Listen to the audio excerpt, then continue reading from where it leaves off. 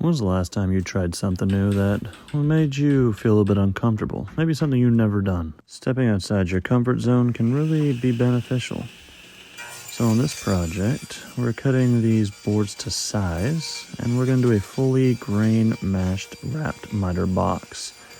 Now it's actually been a good selling point for us, as we've done quite a few of these for new built homes, as well as easily wrapping beams, which is surprisingly a good moneymaker. So what we're doing now is cutting everything to size, and we're going to take a piece of that and take a little bit of the end off. We're going to use this to really lock in our miters.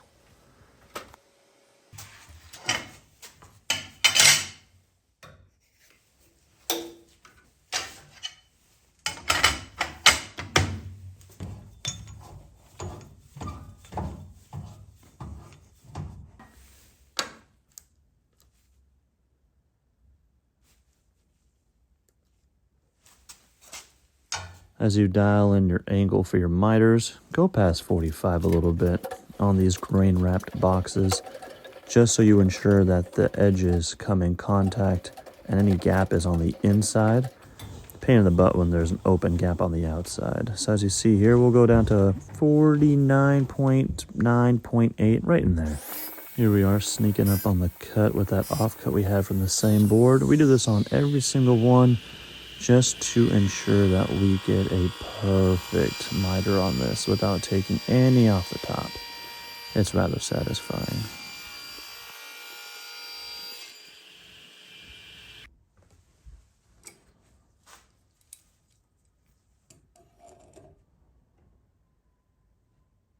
And now that we have verified, we will cut all of our miters.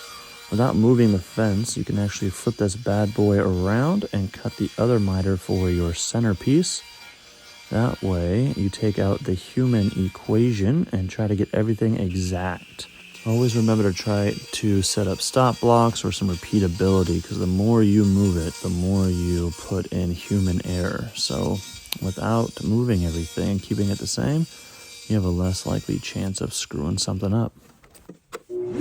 Don't forget to hook up your dust collection. Very, very nice contraption we got going on here. And since we have a rather nice miter saw, we're going to set that bevel to 45. And this is where we're going to start doing all of the miters on the ends.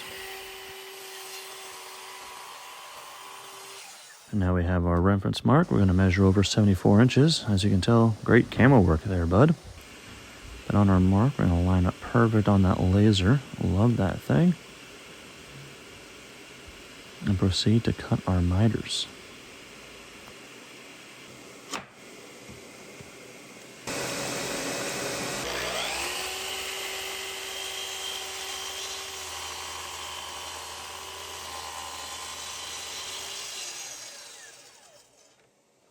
Now when doing waterfalls or grain wraps, you want to cut right on the inside of that leading edge on that offcut, so that way the grain wrap's perfect. You can do this with a table saw, you can do this with a miter saw like we're doing here, or you could also do this with a track saw.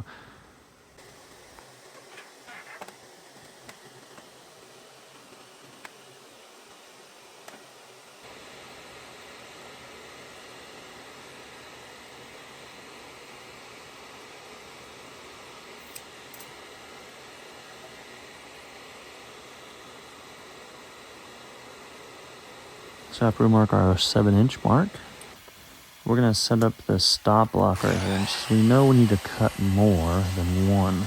So again, set up as many stops as you can so you can have all your pieces match. It's definitely a skill you'd like to develop now and take with you on your journey in woodworking, as it is very beneficial.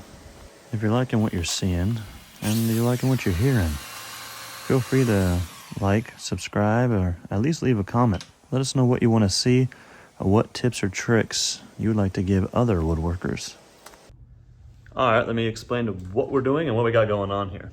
So you can see I have everything all laid out. There's these guys. This end piece right here meets up with this guy, grain match. These two are grain matched. The customer didn't have enough wood, so the bottom right here is not grain matched, but it's on the bottom, so I'll I don't think they're outrageously worried about it. And we're trying to use as much material that he had as possible so we don't have to charge him anymore. But what we're gonna do is we will flip these all over, same orientation they are now, do the blue tape on all of the seams all the way around, flip it back over, and then we'll glue everything together, have some pieces all hanging out, and then you fold everything into one another. You'll see right after this. And then you tape your edges and you tape the back together, and so it clamps it pretty tight. And we've used this trick quite a bit. A lot of people have, and that's one way to fold all the miters in without having crazy clamps. And we haven't really had an issue. As long as you mill up your material well and it's not bowed or anything like that, you should come out pretty stinking good. You can always burnish an edge. We always burnish the edge, whether it's a perfect miter or not, just because nobody wants those outrageously sharp edges. And trust me, I run my fingers across numerous times. I get a ton of slivers through here on those super sharp 45s. Now to the old flipperoo, get everything flipped over and lined up exactly how it was, just so we can get the tape on it. I remember the first time I started doing miter boxes, I was a little bit intimidated by it. As a newer woodworker, this is something that you have to be really precise in exactly what you're doing, or you can mess everything up. But overcoming and learning how to do your miters build courage in trying new things in woodworking to expand your horizons and really have you doing things you probably never thought you'd do before, or give the opportunity to do things you never done before. Because you can take this miter and start making waterfall edges, which were big in a while. We've done many desks that were all waterfall edge. So right here we have it all taped up. We have it all flipped around. And now I start the funnel glue up process. Getting glue up all in these seams. Don't go light on it, go heavy. All the squeeze out, since you have the tape on the front, is going to come in the back. So you can always scrape it out after the fact. And you want to have too much than not enough. And if you guys have any product recommendations on how to get into these little guys, let me know, because I get a lot of glue all over my fingers and continuously wiping them off, get on your fingernails, and no one likes that. Except when it dries and you get to peel it off like you're in 3rd grade. That's probably the best part about that.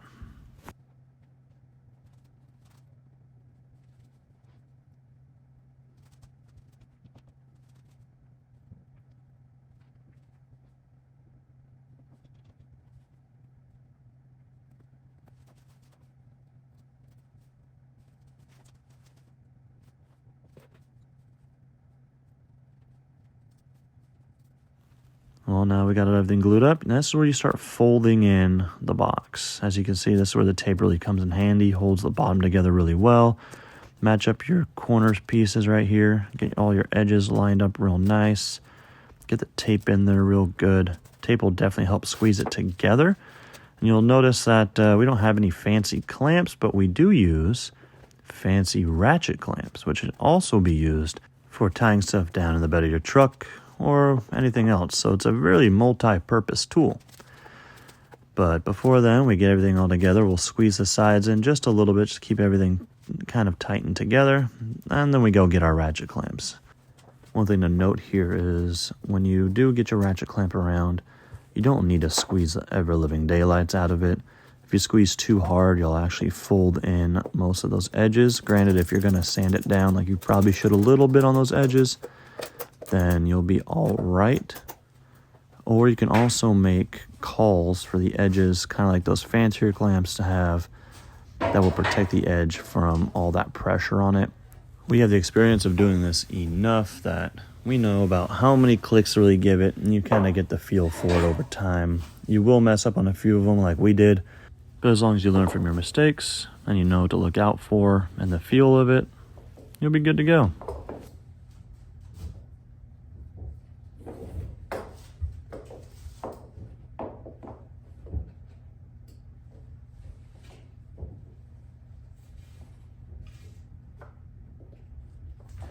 Another fun note about ratchet clamps is you can make them any size you like, and you can be hip and cool and use different colors. But all in all, we don't know of any of those fancy ratchet clamps for small boxes that are long enough to do large mantles like this.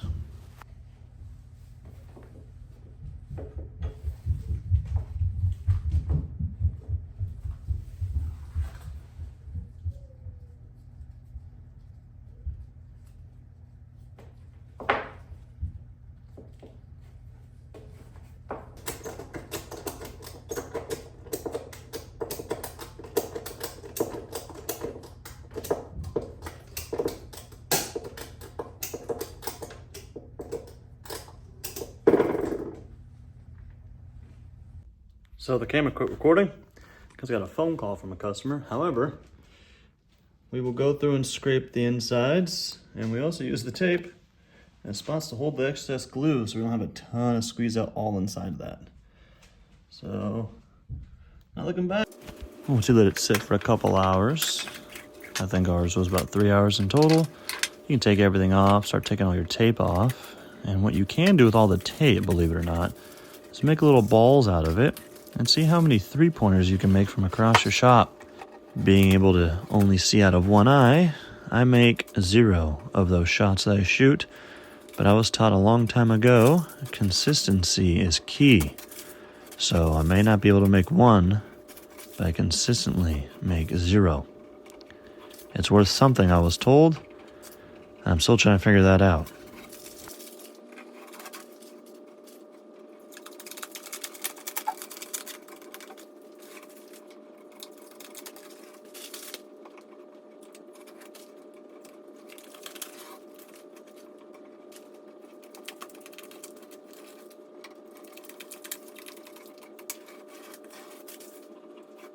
And then you're left with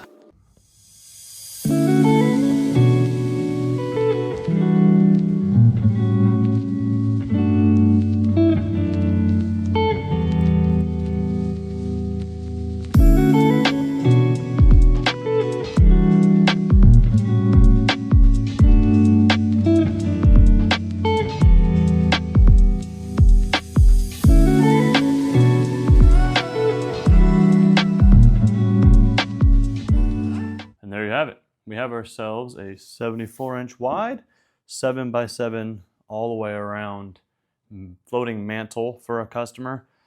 Now, if you go back to one of the videos I did called a top and a tip, this material, this customer or this contractor bought from me probably 7 months ago. And he finally reached back out saying, hey, I'm swamped. I got way too much to do. Do you mind building the 4 floating nightstands and 3 mantles for me? This is one of them. We got 2 more off the side here that are already done in one smaller one, and we have the 4 floating nightstands that we did as well. Now, going back to the tip and the top, that's something we do for customers. We do the whole thing. We'll do it, leave it just like this. It needs to be sanded and do whatever they're going to do with it. But it is a fully mitered box, grain wrapped all the way around. And that's something that we've come to realize, that we leave that door open. We always give a customer an out, just in case that, like this customer, they didn't have the time, even though it's way, way later, they couldn't find the time to get it done. So they reached back out to us and said, hey, will you do this? And we said yes. Now, granted, we do let them know they've had the material for I don't know how long. It may have warped. I don't know how they kept it. I don't know if they kept it in the back of a truck. Who knows? So we let them know that, hey, if we do use some of our material to complete your project, we will charge you for that. We tell them up front, and they're okay with it. 99% of the time, they're okay with it. This customer, all of his stuff was good except we needed 1 piece. I won't charge him for that 1 piece just because it doesn't make any sense. He already purchased the material from me, and he's came back with this. So it's, it's on us to say, hey, 1 piece, we'll give him that. Now, if he needed to make a full mitered box, didn't have enough material for that box, like one of them, we barely got through just with that 1 piece that we needed from us. So there is leniency in there. We try to be as honest as possible. We try to give people a break as much as possible. He broke down and said, hey, I can't do this. Can you do it? And he admitted he should have had us do it from the beginning. So this is how we make mitered boxes. And that's the tip from the top, that leave the door open. Always give a customer an out. Let them try their project. If they can't do it and they come back, be reasonable with your prices and help them get their projects realized.